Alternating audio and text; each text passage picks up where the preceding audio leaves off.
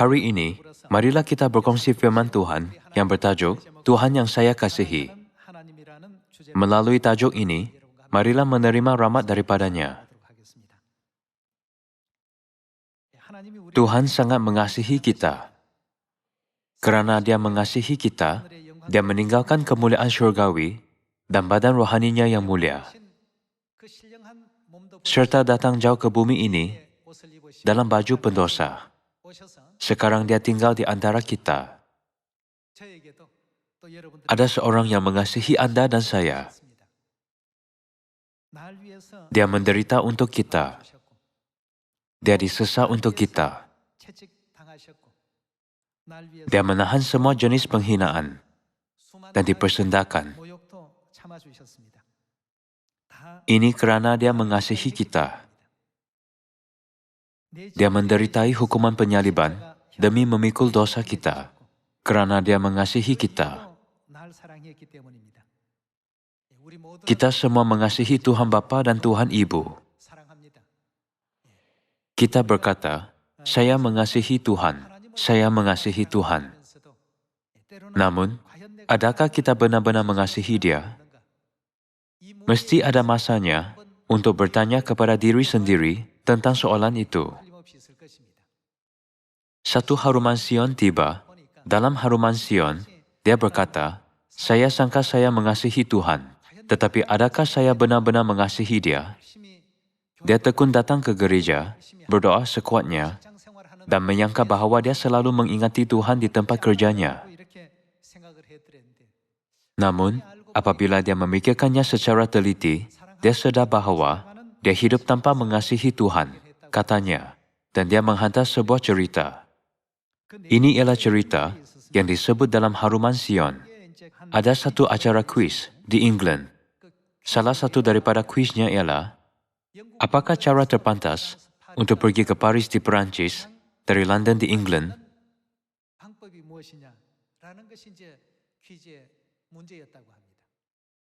Ramai orang memberikan jawapan yang berbeza.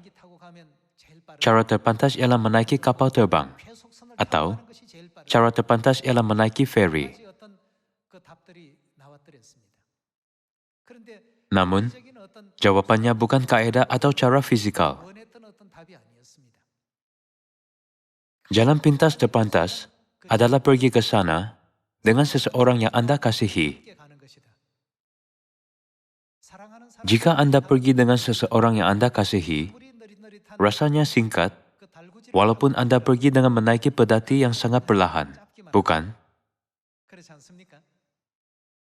Apa yang penting bukanlah kaedah pengangkutan.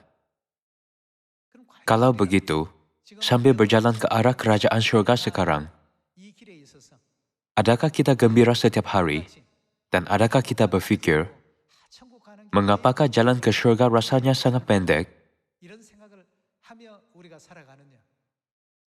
Saudari itu mengaku bahawa dia tidak hidup seperti itu. Membaca haruman Sion itu, saya juga merenungi diri sendiri. Bagaimana dengan saya? Sama ada saya menghadapi hal yang kecil atau besar.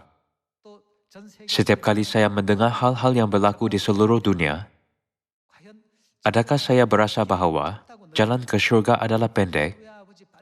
Atau adakah saya berfikir bahawa ia panjang? Berfikir Bapa lambat datang? Adakah saya melakukan kerja penginjilan bersama dengan Tuhan? Jika saya melakukan kerja penginjilan bersama dengan Tuhan, tidak kira betapa lamanya masa yang diambil, rasanya mesti pendek. Jadi haruman Sion itu banyak mengajar dan menyentuh hati saya. Tuhan kita yang dikasihi, walaupun berkata bahawa kita mengasihi Tuhan, adakah kita berfikir bahawa jalan yang dijalani bersama dengan Tuhan ini adalah pendek, atau adakah kita berasa jemu? Apabila kita melihat sejarah padang gurun 3.500 tahun dahulu, orang Israel menjelajah selama 40 tahun, walaupun ia hanya kira-kira 300 km, yang merupakan jarak yang pendek. Mengapakah Tuhan membuatkan mereka hidup di padang gurun selama 40 tahun Tuhan membimbing mereka dengan tiang awan pada waktu siang dan dengan tiang api pada waktu malam. Setiap kali mereka menghadapi kesukaran, Tuhan menghalau semua musuh mereka dan menurunkan mana dari syurga, seperti air terjun selama 40 tahun. Menunjukkan kerja-kerja yang menakjubkan ini, Tuhan membenarkan mereka menyadari bahwa Dia tidak berada di tempat lain, tetapi selalu bersama dengan mereka. Walaupun orang Israel mempunyai Tuhan bersama dengan mereka, mereka tidak mengasihi Dia. Sebab itulah mereka berasa jemu dengan jalan di padang gurun. Tuhan selalu melindungi mereka di dalam kemah suci dengan tiang awan dan dengan tiang api, serta menunjukkan kepada mereka sepanjang 40 tahun itu bahwa Tuhan berada di antara mereka. Walaupun begitu, mereka berasa jemu. Mereka selalu merungut dan bersungut, berfikir, mengapakah Tuhan membuatkan kita berpatah balik ke tempat dari mana kita datang, agar kita tidak dapat memasuki Kanaan lebih cepat? Kalian semua, Tuhan berada di dalam hati kita. Kita semua mesti mengasihi Dia. Walaupun Tuhan bersama dengan kita, apakah yang berlaku jika kita tidak mengasihi Dia? Bagaimanakah rasanya perjalanan Injil terakhir kita, perjalanan keselamatan terakhir yang hebat? Rasanya mesti menjemukan, sukar dan meletihkan. Mengapakah ia tidak terlaksana secepatnya? Mengapakah itu tidak dilakukan secepatnya? Mengapakah Tuhan tidak datang dengan segera? Banyak rungutan akan keluar dari mulut kita. Jadi, jika kita terlebih dahulu memenuhi hati dengan kasih terhadap Tuhan dan dengan iman, yang menjadi mudah untuk menyambut hari Sabat. Walaupun kita mempunyai Tuhan, tetapi tiada Dia yang kita kasihi, dan tiada kasih terhadapnya di dalam hati, kita akan merungut dan bersungut tentang segala-galanya. Bukankah ia benar?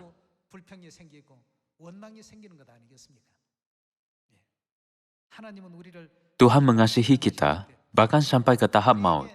Jika Tuhan bertanya, adakah kamu mengasihi aku? Apakah jawaban yang akan kita berikan kepada Dia? Kita akan berkata ya dengan mulut.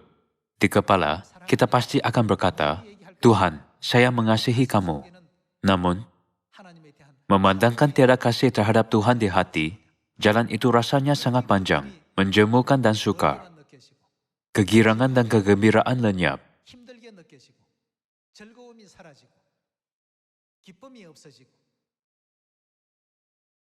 Dalam acara kuis British, apabila orang ditanya, apakah cara terpantas untuk pergi dari London ke Paris? Semua orang memikirkan cara fizikal. Pergi ke sana dengan menaiki kapal terbang adalah yang terpantas. Tidak, menaiki feri adalah yang terpantas. Namun, kedua-duanya bukan jawapannya. Jawapannya ialah, pergi ke sana dengan seseorang yang Anda kasihi. Jika Anda pergi dengan orang yang Anda kasihi, Anda akan berkata, kita sudah sampai, kita boleh pergi sedikit lagi. Kita datang dengan sangat pantas. Walaupun ia perjalanan yang perlahan, menaiki pedati kerbau, ia bukan jalan yang panjang. Kalian semua, adakah Anda benar-benar mengasihi Tuhan atau tidak? Hari ini, marilah merenungi perjalanan ke syurga yang kita pergi melalui padang gurun iman. Kita perlu berfikir mengapakah orang Israel dihapuskan di padang gurun pada 3.500 tahun dahulu. Sebab mereka berasa jemu dan selalu merungut adalah kerana mereka tidak mengasihi Tuhan.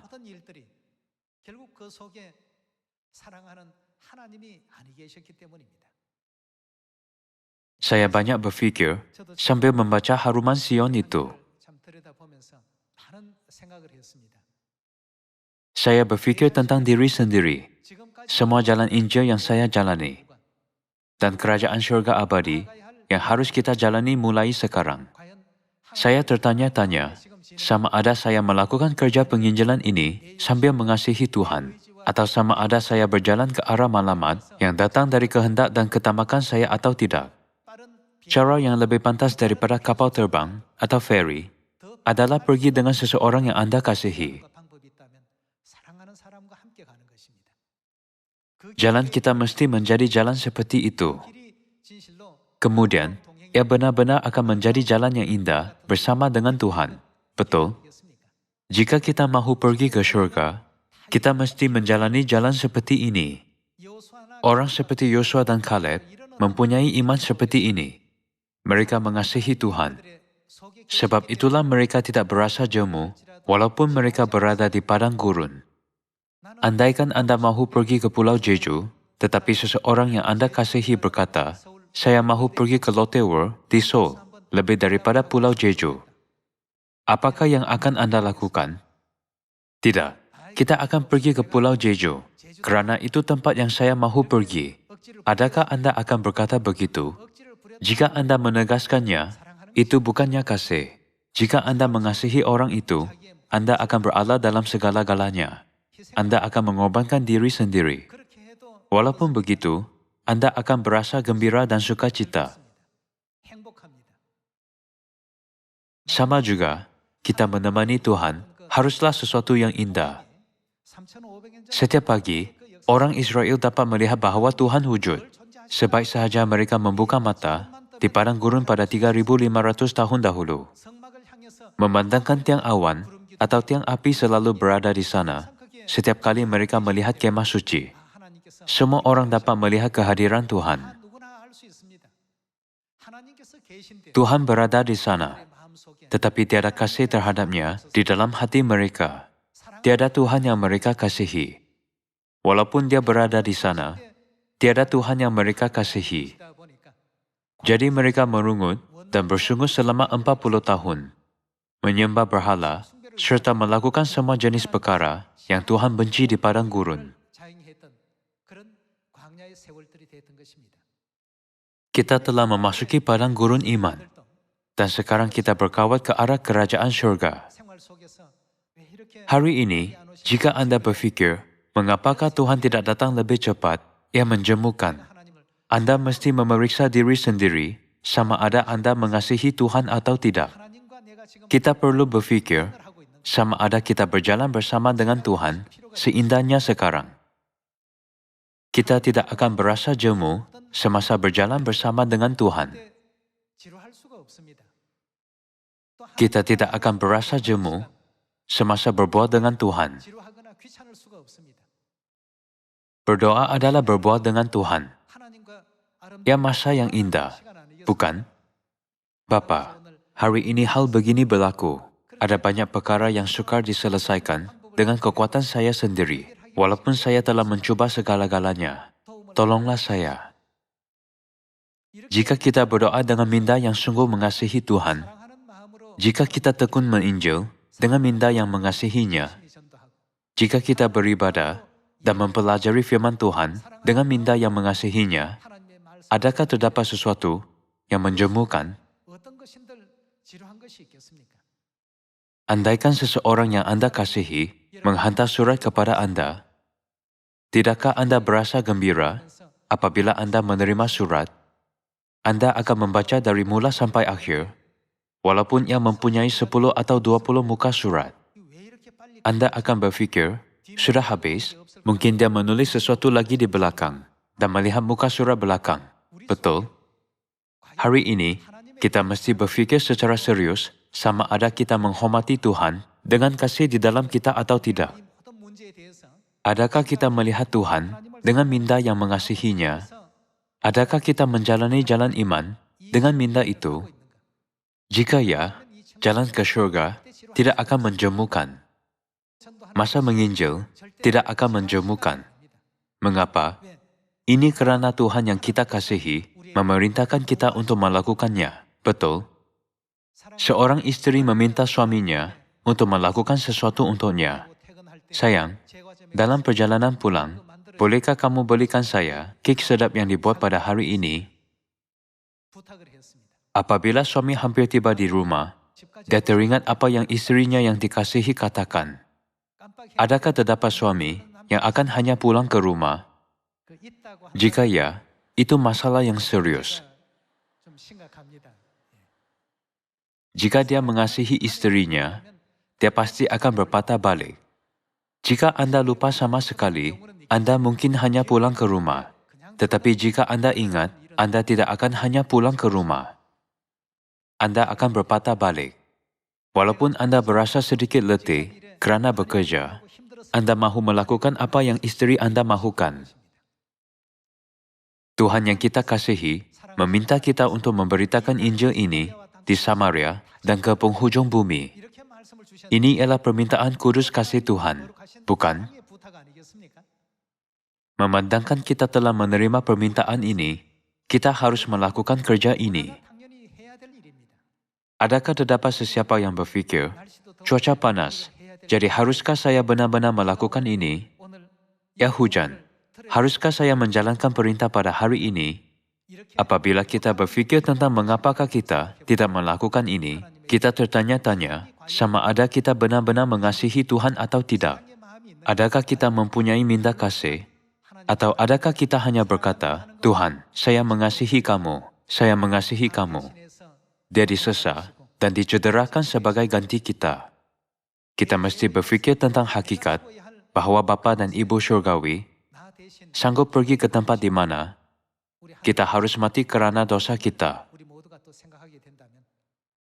Adakah jalan kita ke syurga menjumukan atau menggembirakan? Oh, ya sangat pendek. Mengapakah masa berlalu begitu pantas? Kita mesti berjalan bersama dengan Tuhan yang dikasihi. Dan kita tidak harus berjalan bersama dengan Tuhan yang tidak dikasihi. Orang Israel berjalan bersama dengan Tuhan, tetapi mereka tidak mengasihi Dia. Sebab itulah mereka bersungut kerana tidak mempunyai makanan, apabila tiada makanan. Dan mereka bersungut kerana tidak mempunyai air, apabila tiada air.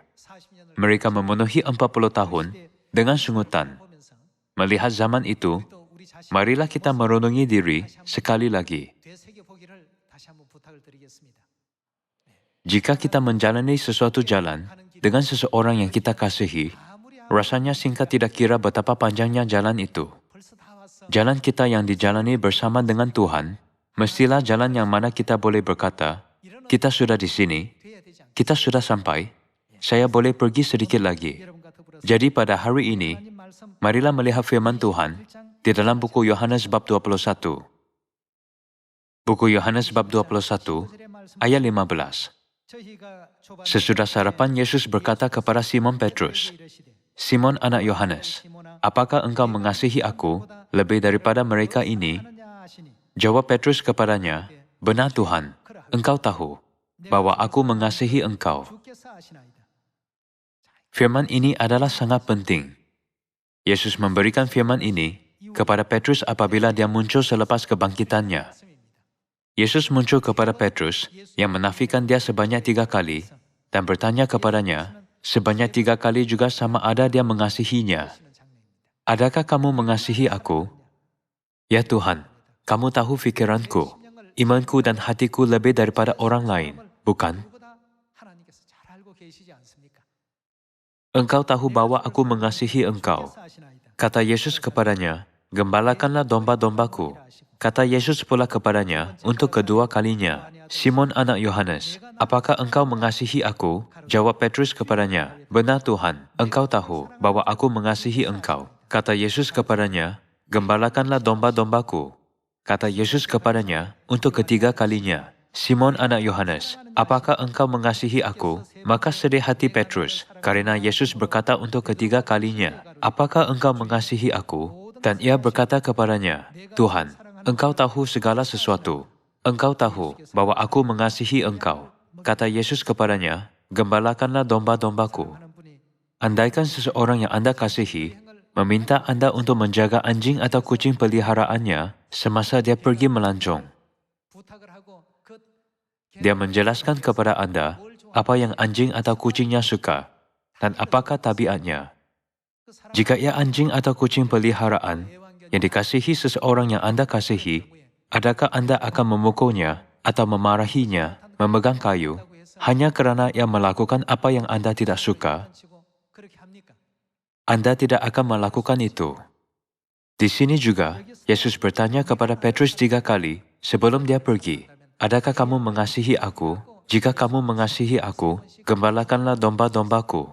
Selepas itu, Petrus menjaga domba-domba dengan sepenuh jiwanya. Dia melakukan setiap usaha untuk menjaga domba-domba Tuhan. Kemudian, akhirnya dia disalibkan kerana penganiayaan Raja Nero. Dia berkata, "Aku tidak boleh disalibkan secara tegas seperti Tuhan kita. Jadi tolonglah gantungkan aku secara terbalik."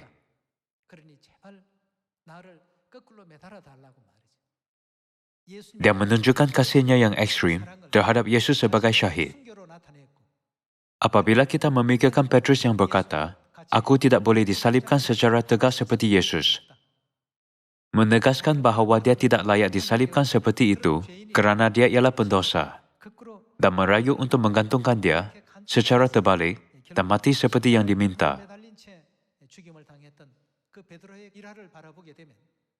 Kita berazam untuk menjalani jalan Injil yang moyang iman jalani dengan minda yang sungguh mengasihi Tuhan ini. Jika jalan Injil yang kita jalani pada hari ini rasanya sukar dan meletihkan, kita perlu berfikir, adakah saya benar-benar mengasihi Tuhan? Saya berjalan bersama dengan Dia yang saya kasihi. Jadi haruskah perjalanan ini menjemukan rasanya? Haruskah perjalanan ini meletihkan atau tidak bermakna rasanya? Jika ya, kita perlu perbaharui kehidupan iman kita sekali lagi. Kita harus berfikir, adakah kasih terhadap Tuhan berada di dalam saya? Apabila tidak mempunyai kasih, kita mula merungut tentang kesusahan dan situasi yang sukar, dan sentiasa melihat apa yang menyukakan. Cara terpantas dari London ke Paris. Ia bukan tentang kaedah pengangkutan fizikal. Secara psikologi, cara terpantas adalah pergi dengan seseorang yang Anda kasihi. Jika Anda pergi dengan seseorang yang Anda kasihi, itu cara terpantas, betul? Apabila dua orang ibu menegaskan bahawa seorang bayi adalah milik sendiri, Salomo mengadakan perbicaraan. Memandangkan kedua-dua mereka, menegaskan bahawa bayi adalah milik sendiri, dia berkata, "Potong bayi menjadi dua, dan berikan separuh kepada seorang, serta separuh lagi kepada seorang lagi." Kemudian bagaimanakah reaksi salah seorang daripada mereka? "Jangan kamu ataupun aku boleh memiliki dia. Potong dia menjadi dua." Itu kedengaran adil. Secara logiknya, ini kelihatan adil. Namun bagaimanakah reaksi ibu yang sebenar? "Kamu tidak perlu memberikan aku bayi itu. Hanya jangan bunuh dia, dan berikan dia bayi itu." Salomo dapat melihat apa yang ada di dalam hati mereka. Siapakah ibu sebenar dan siapakah ibu palsu melalui kelakuan mereka? Bukan? Dia dapat membezakan ibu sebenar dengan ibu palsu. Sama juga, Tuhan dapat melihat siapa yang benar-benar mengasihi Dia dan siapa yang tidak. Sekarang kita menjalani jalan penginjilan. Jika kita tidak mempunyai kegirangan dan kegembiraan dalam segala-gala yang kita lakukan untuk Injil, walaupun dalam hal yang kecil, kita perlu memeriksa iman kita.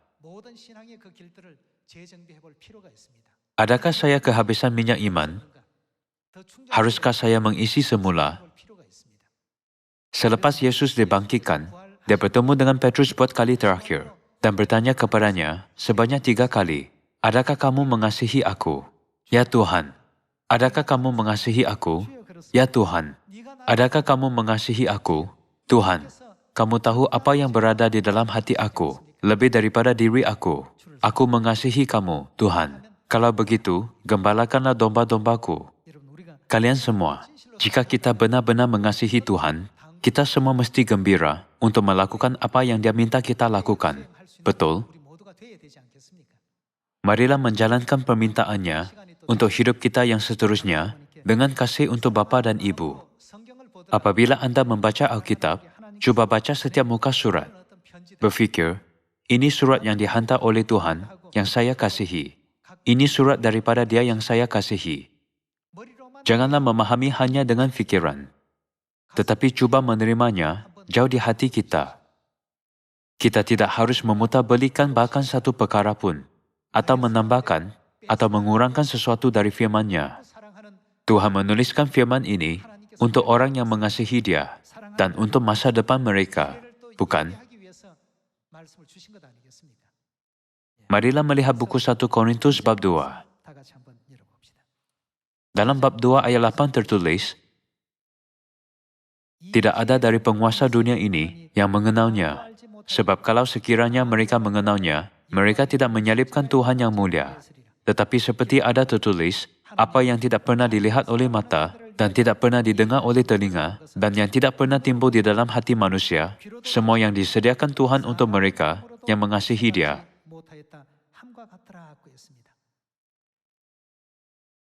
Tuhan sangat mengasihi kita.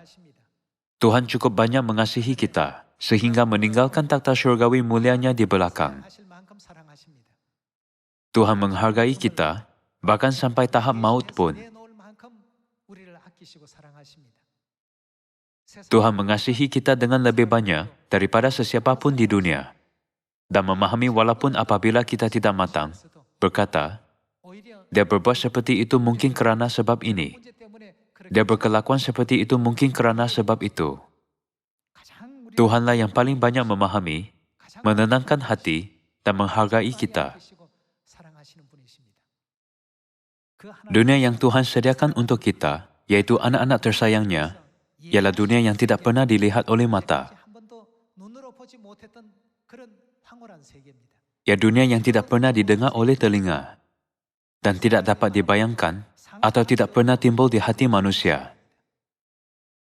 Walaupun kita berdosa di syurga dan dibuang ke bumi ini, Tuhan menutupi semua kesalahan yang kita lakukan pada masa lalu dan membuka jalan bagi kita untuk kembali ke tanah air syurgawi serta menerima mahkota kemuliaan. Di sini, hanya ada sesuatu yang mesti kita miliki, yaitu kasih terhadap Tuhan. Selagi kita mengasihinya, Dia akan memberikan segala-galanya. Kalian semua, hari ini, mari kita memikirkan betapa banyaknya Tuhan mengasihi kita melalui ajaran-ajaran Alkitab. Kita perlu berfikir tentang itu sebanyak 10 kali dan bahkan 100 kali pun. Jika kita berjalan dengan seseorang yang kita kasihi, tidak kira betapa jauhnya destinasi itu, kita akan gembira dan sukacita semasa berjalan bersama, berpegangan tangan. Tidak kira betapa panjangnya jalan itu, dan walaupun ada banyak halangan di hadapan, perjalanan itu akan menggembirakan selagi kita dapat bersama dengan seseorang yang kita kasihi. Dalam perjalanan ke kerajaan syurga, Tuhan yang kita kasihi berjalan bersama dengan kita. Tuhan bersama dengan kita, tetapi kita sentiasa merungut. Tuhan sentiasa menunjukkan bahawa Dia bersama dengan kita melalui tiang awan dan tiang api, tetapi kita tidak tahu bagaimana untuk mengasihi Dia walaupun kita melihatnya. Ini kerana kita sudah biasa hanya menerima kasih. Jadi apabila Tuhan memberikan kita perjanjian baru, apakah yang Dia minta kita lakukan? Kasihilah satu sama lain. Tuhan memberitahu kita supaya jangan hanya menerima kasih, tetapi memberikan kasih, bukan? Kasih diperlukan di antara orang. Namun pada hari ini, marilah kita fikirkan tentang kasih terhadap Tuhan sekali lagi. Bertanya kepada diri sendiri, adakah saya menjalani jalan iman segembiranya dan meluangkan masa bersama dengan Tuhan? Adakah saya menikmati masa untuk mempelajari firman bersama dengan Tuhan? Tuhan berkata bahawa Dia datang ke bumi ini untuk mencari orang yang hilang. Kalau begitu, adakah saya mencari mereka dengan rela hati? Adakah saya gembira melakukannya? Jika tidak, kita mesti sedar bahawa kita kekurangan dalam kasih terhadap Tuhan. Dalam kes itu, kita tidak dapat menjangkakan untuk pergi ke kerajaan syurga. Mulai sekarang, marilah kita menyediakan minyak iman yang mencukupi. Kita mesti mematuhi perintah Tuhan sepenuhnya, bermula dari perintah pertama ini, yaitu untuk mengasihi Tuhan. Marilah melihat buku Matius, bab 22 ayat 34. Ketika orang-orang Farisi mendengar bahwa Yesus telah membuat orang-orang Saduki itu bungkam, perkumpulan mereka dan seorang dari mereka, seorang ahli Taurat, bertanya untuk mencobai dia. Guru, hukum manakah yang terutama dalam hukum Taurat? Jawab Yesus kepadanya, kasihilah Tuhanmu dengan segenap hatimu, dan dengan segenap jiwamu, dan dengan segenap akal budimu. Itulah hukum yang terutama dan yang pertama. Ini adalah hal yang paling penting bagi orang yang menginjil pada hari ini. Mengapakah Tuhan, yang memiliki seluruh alam semesta, mahukan kasih daripada kita, yaitu manusia yang dianggap seperti tidak ada dan hampa sahaja di alam semesta? Anda fikir adakah Tuhan benar-benar memerlukan kasih kita? Sama ada kita mengasihi Tuhan atau tidak, tiada pengaruh terhadapnya. Namun, jika kita tidak mengasihi Tuhan, kita memberikan perhatian terhadap apa? Sudah tentu kita pergi ke jalan maut dan memberikan perhatian terhadap jalan yang syaitan tuntun kita. Ini kerana mata kita ditipu, seakan-akan ada keseronokan, kegembiraan, dan sesuatu yang menakjubkan di sana. Tuhan risau bahawa kita akan memasuki hukuman abadi di neraka. Jadi untuk keselamatan kita, Tuhan berkata kepada kita, kasihilah aku, kasihilah Tuhan. Jika kita mengasihi Tuhan, kita tidak akan melakukan apa yang Tuhan benci. Betul? Dengan cara itu, Tuhan dapat menghalang kita daripada pergi ke neraka. Sebab itulah Dia memerintahkan kita untuk mengasihinya terlebih dahulu. Jadi perintah yang terutama dan yang pertama ialah, kasihilah Tuhanmu dengan segenap hatimu, dan dengan segenap jiwamu, dan dengan segenap akal budimu. Itulah hukum yang terutama dan yang pertama. Dan hukum yang kedua, yang sama dengan itu, ialah, kasihilah sesamamu manusia seperti dirimu sendiri. Pada kedua hukum inilah tergantung seluruh hukum Taurat dan kitab para nabi. Kalian semua, jika kita tidak dapat mematuhi perintah Tuhan yang terutama dan yang pertama, kita tidak dapat melakukan sesuatu yang lain. Ini ialah perkara paling asas. Tuhan mengasihi dunia. Tuhan memberikan Yesus Kristus, yaitu anak tunggalnya yang paling Dia kasihi, ke salib demi keselamatan kita. Sama seperti Abraham mempersembahkan anak tunggalnya Ishak di Gunung Moria.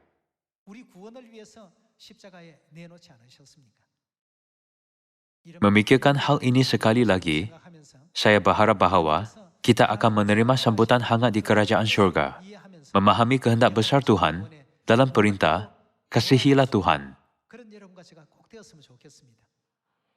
Yosua dan Kaleb bukan hanya mengenali Tuhan yang datang sebagai tiang awan dan tiang api, tetapi mereka mengasihi Dia. Sebab itulah mereka dapat melakukan apa sahaja yang Tuhan perintahkan mereka segembiranya. Apa sahaja yang Tuhan minta mereka lakukan menjadi keutamaan mereka. Ini kerana itu adalah firman daripada Dia yang mereka kasihi. Itulah caranya mereka dapat menerima tanah Kanaan di mana mengalir dengan susu dan madu. Betul, tetapi orang yang lain tidak. Sama juga dengan kita pada hari ini. Marilah kita merenungi kehidupan iman kita yang lalu. Adakah setiap langkah iman kita menjadi detik bahagia yang berjalan bersama dengan Tuhan? Bukankah kita menjalani jalan yang paling sukar, walaupun ada jalan yang sangat mudah? Saya berharap bahawa kita akan menjalani jalan iman kita dengan keamanan dan kegembiraan di dalam hati, walaupun kadang-kala menghadapi kesukaran fizikal. Saya benar-benar bersyukur kepada Tuhan Elohim, yaitu Bapa dan Ibu sekali lagi, kerana telah membimbing kita dan kerana akan membimbing kita buat selama-lamanya. Berharap bahawa anda menerima banyak rahmat, saya tamatkan khutbah hari ini. Terima kasih banyak.